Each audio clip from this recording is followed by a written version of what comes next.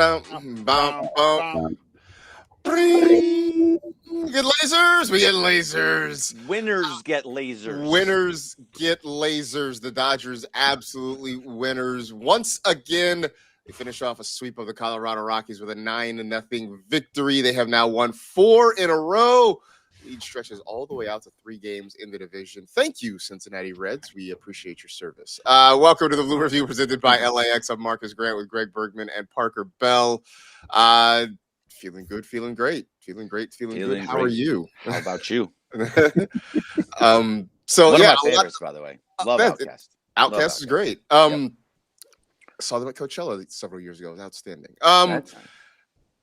We'll get into everything that happened last night. Also, maybe some other things around this ball club. I don't know. Maybe start talking playoff rosters again. We talked about maybe pitching rotations while we just kind of look at the roster, potentially something we can do.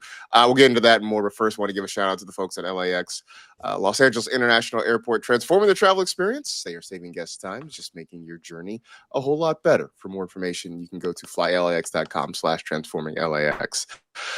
Greg, this is the team that we thought could win, okay, maybe not thought, but hoped, wished could win 120 games. This is the team that everybody talked about was breaking baseball, was bad for MLB.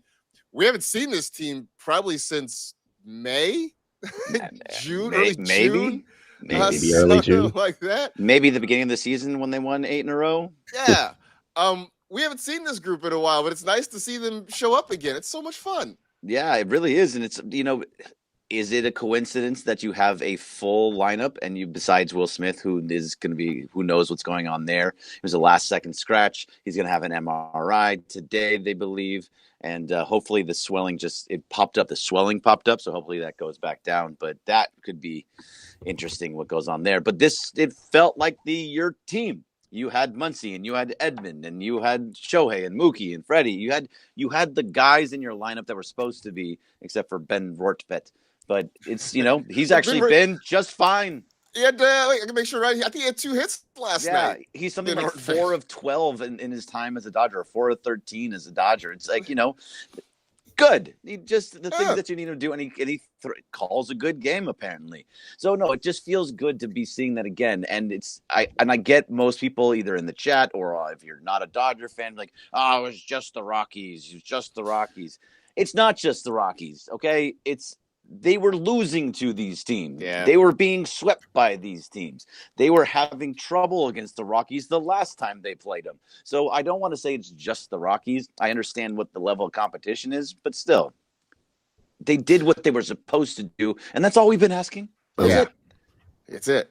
I had the exact same thought watching the game last night because part of me was like, well, it's the Rockies. But I'm like, you know what? We were upset because they lost 2 of 4 in Denver a couple of weeks ago. This is how they're supposed to treat teams like this. You're supposed to go out and hammer them. Your pitching staff is supposed to hold them down.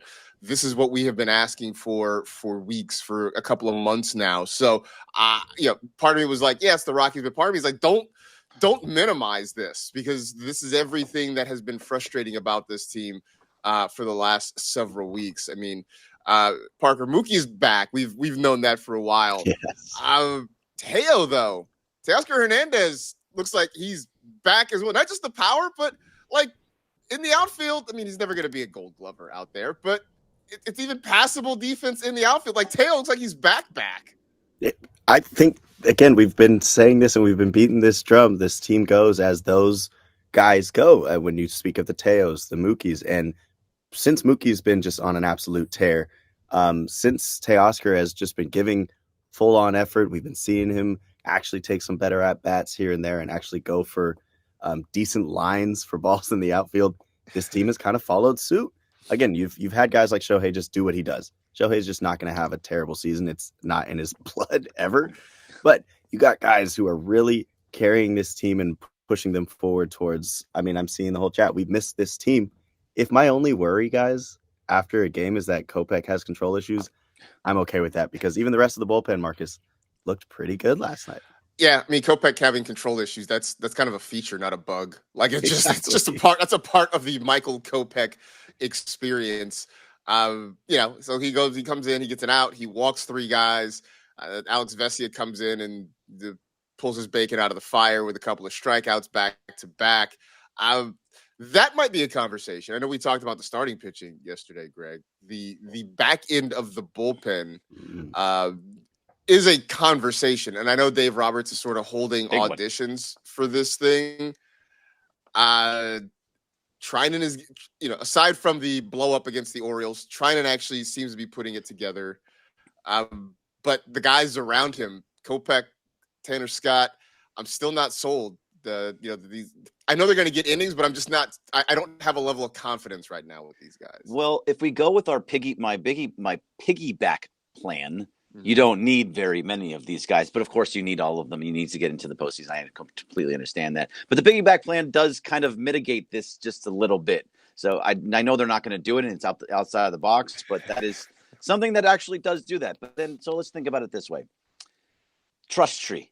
We all love Dave's trust tree. So it is Trinan. Trinan is there for sure. Yep. Vezia is there for sure. Yeah. I would think that right now Jack Dreyer is there for sure. For sure. I think Justin Robleski is there. I think Anthony Bonda is there. So you're already at 5 now. Obviously, he's going to continue to put out Tanner Scott, but I don't know if in the postseason, if he doesn't figure himself out, that it's in big situations.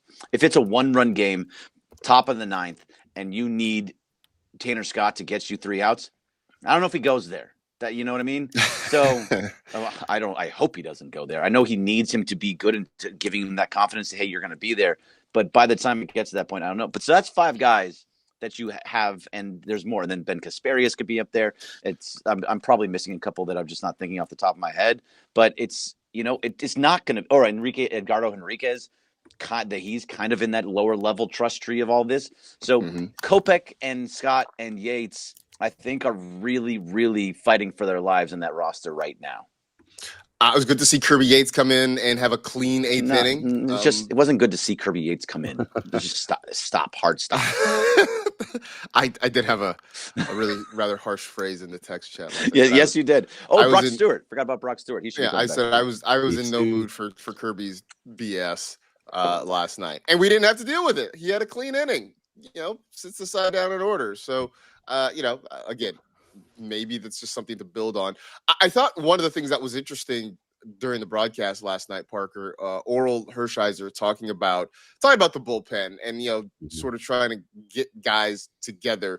And what he mentioned was, and I think he caught himself sort of trying to explain it further, but basically that right now for some of these guys, they're sort of treating it a little bit like spring training, understanding the magnitude of these games and wanting to win, but also knowing that for the Dodgers, job number 1 is just get in the dance, and then you see what happens from there. And so some of these guys are using this in a lot of ways kind of to make sure they're getting right, that they're getting healthy and getting on a roll before they head into the playoffs.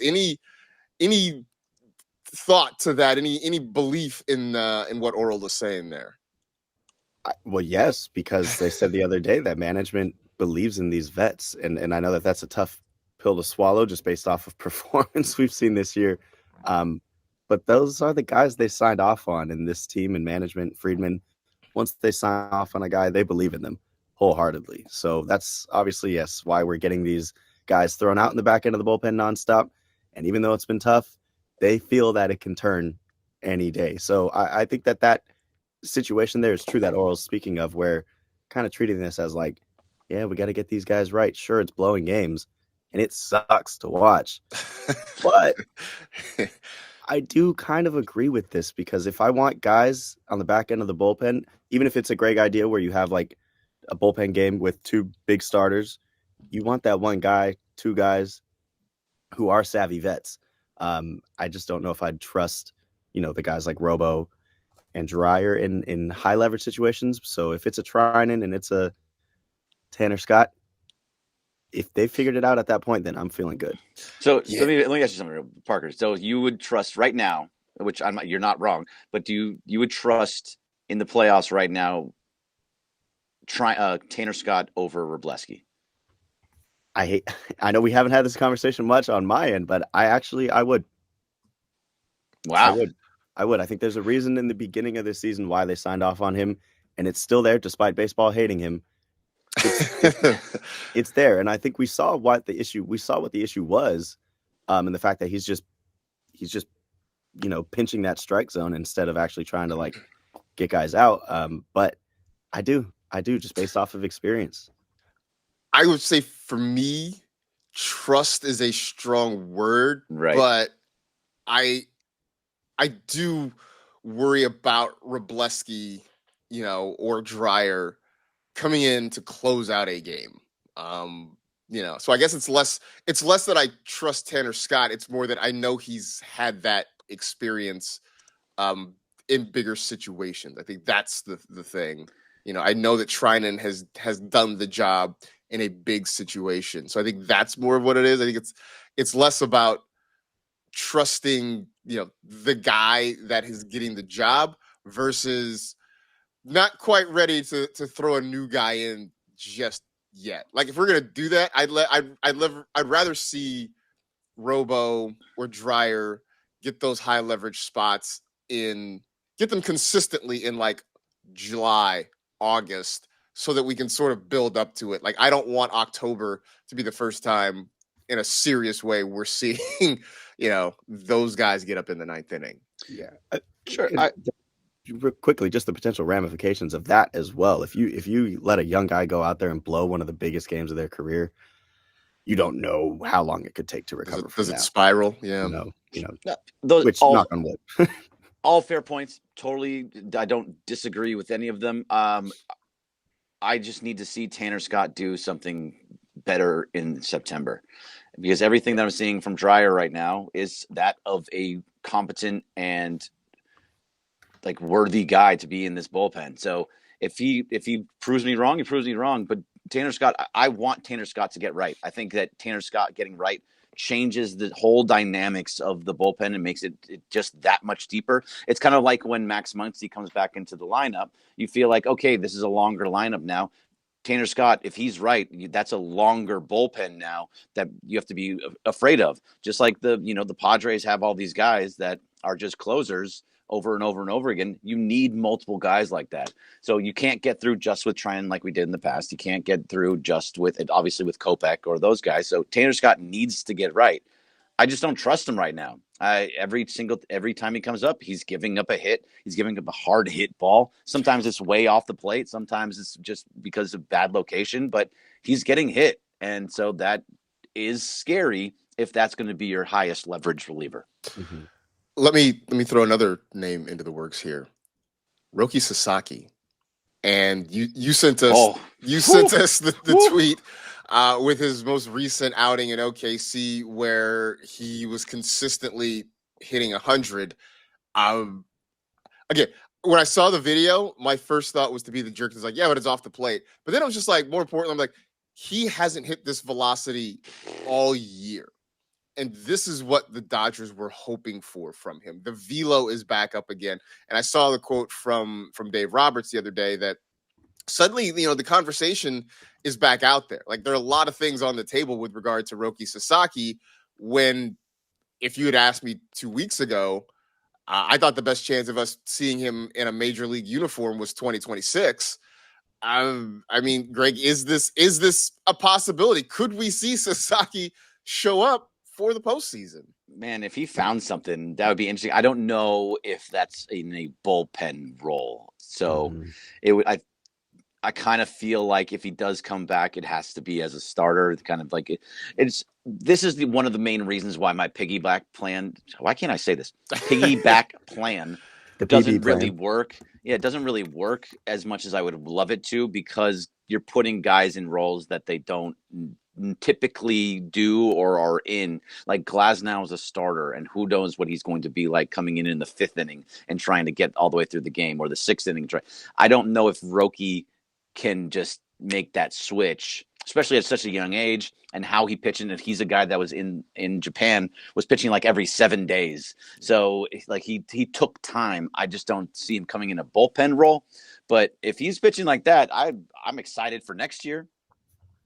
Yeah, for sure. Again, the velocity was not. That was the issue mostly, that it was down. If he's hitting triple digits, Parker, man, like watch out. No, watch out indeed. And I mean, I get being excited for next year and everything, but he is, you mentioned it, Marcus, part of the conversation. Dave said he's flying in today, or well, I guess last night, and he will be talking with them about those types of conversations, whether it's a starting role or changing a role. So they are talking about Love it. Love and it. I love that because he's absolutely changed things up. There's a great video out there. I don't know if it was Pitching Ninja. There's usually tons of pitching Twitter accounts out there Pitching who is did a amazing. side by side. Yeah. I love them. Side by side of his windup from back in his Dodgers debut to his last start with he was probably with OKC, but oof, it looked better. It's tighter, quicker windup after the leg lift. If Roki comes back and he's hitting that 100 and you just throw him out there for a late game situation, yeah, I mean, bleep Tanner Scott at that point. I would need to see stuff. it.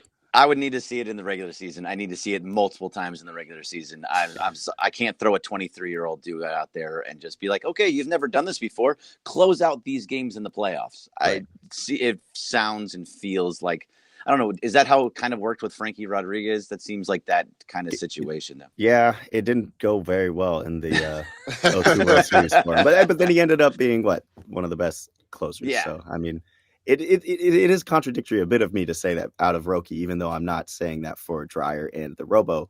But I think it's just sometimes you got a natural talent like that that's just so enticing. Well, I mean, also though with Dreyer and Robo, even though we haven't seen them in the ninth inning, we have seen them come in big spots this season. Like it's been a while since we've seen Roki throw an inning in the major league level. So the other part of it is time is not on his side at this point. Just 16 games left in the regular season. So even if he is back with the major league club, and if they're talking about moving him to a bullpen, what at best, I think we would see him 3-4 times. Like that's if he shows up and is ready to go for this weekend out of the bullpen. I think at most you could only expect maybe about 4 appearances out of Sasaki to get him ready. That's just doesn't seem like a whole lot of time and a whole lot of innings before you're asking him to pitch some big spots in the postseason. So I found the side by side that you were talking about. It's from somebody named Adrian Medina. And Medina, that's our former intern. Oh, is it really? Yeah. Oh, crazy. Well, with Sports Tribune now. Shout out to Adrian. Oh, yeah. So it's intern Adrian, and he put all three of them together from Japan, from with the Dodgers, and then with OKC. And you can see that there is there's a movement within his knee when he's coming down that's much tighter, and inside of his body when he was pitching, it was not the same. So you can see the different philosophy. Actually, it's all with the comments, but you can see that it's very, very different from one to the next. And the 100 is just a much, much tighter, like you were saying, rotations. Good. These are all good things, right? This is why you end up in OKC. Good things. It's why you end up in OKC for a while, just trying to work some bugs out and try to get ready for whatever is coming in the postseason for sure. All right, so a 3-game lead in the division. The Reds go to San Diego and take 2 of 3. So shout out to Cincinnati for that. Which is why sorry, go ahead. I was gonna say, have we given up on the 2 seed? The Dodgers right now they're 4 games back of the Phillies. Mind you, they do have a 3-game series coming up in less than a week with the Phils at Dodger Stadium. Have we given up chasing the 2 seed? Is it just win the division, get the wild card, and move on? So no, I don't think you ever give up on the 2 seed. It's really going to make a difference. This weekend is going to make a big difference. You have to go into San Francisco and take 2 or 3 from the Giants. You have to. You have to, because last time you won 4 in a row and you swept the Reds, you went in I was going to curse the Esser.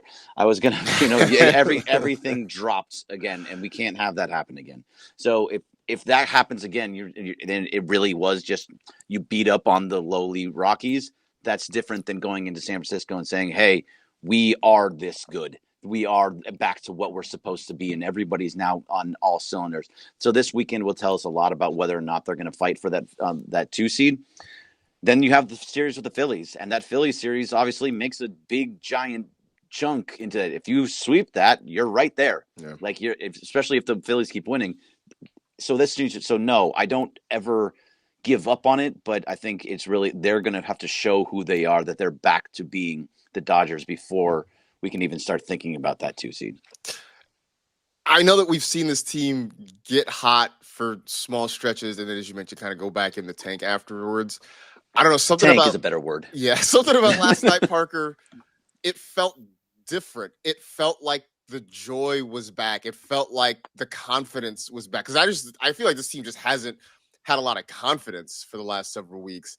I mean, to Greg's point, we'll actually see if it translates. But last night, it felt different watching this team hammer Colorado. That's exactly it. Confidence, confidence, confidence with everybody down the line. And it starts with the big names like Mookie. And even when you look in the bullpen, it starts there. I think Pryor was saying that, like, bullpens, obviously, we all know, are very volatile.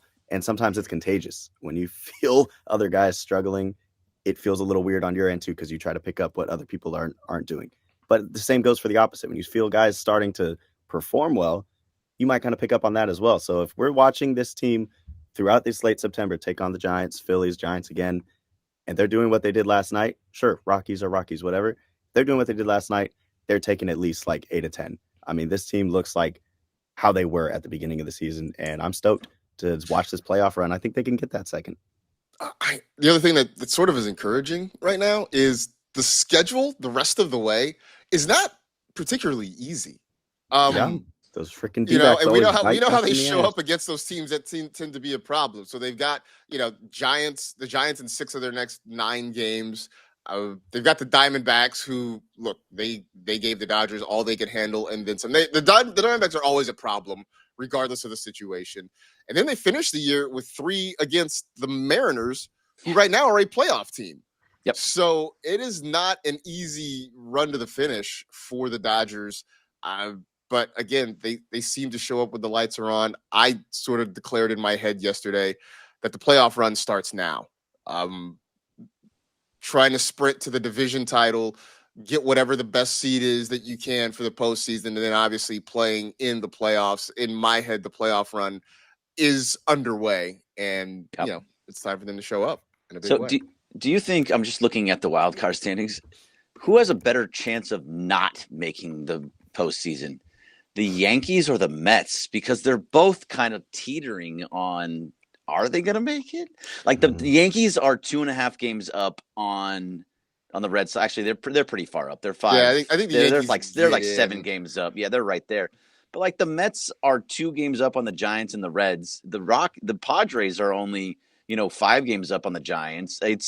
There's some movement to be had here. If some of these teams, the Reds and the Giants, get hot, they're right there. The NL wild card is going to be a dogfight the rest of the way, because you mentioned the Reds are 2 games back, the Giants are 2 games back. I mean, the D-backs are 3.5 back, so it's Padres can't buy a win. It's difficult. The Yankees only 3 up. Sorry, oh no, it's 5. Yeah, the D-backs have to leapfrog a couple of teams, but it's not impossible. They're still hanging around there, so.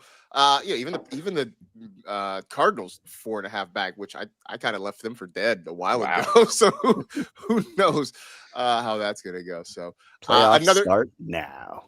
Another interesting thing to watch over the next few weeks as we get ready for the postseason. Right now, going to get ready for the Sedano and Cap Morning Extravaganza, starring Greg Bergman and a cast of thousands. Stick around on the ESPN LA. They won't like that.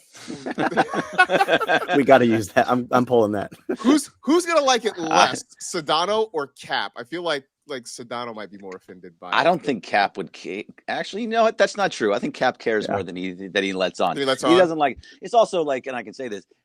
I don't know how much he likes having the 2 Hebraic Jews, having the 2 guys. It's a little bit of a battle there. Yeah, the Hebraic brothers. Sorry, I'm not. My words are not coming out how they want to. The talking, it good not today. No. Bad talk bad. Me fail English? That's impossible.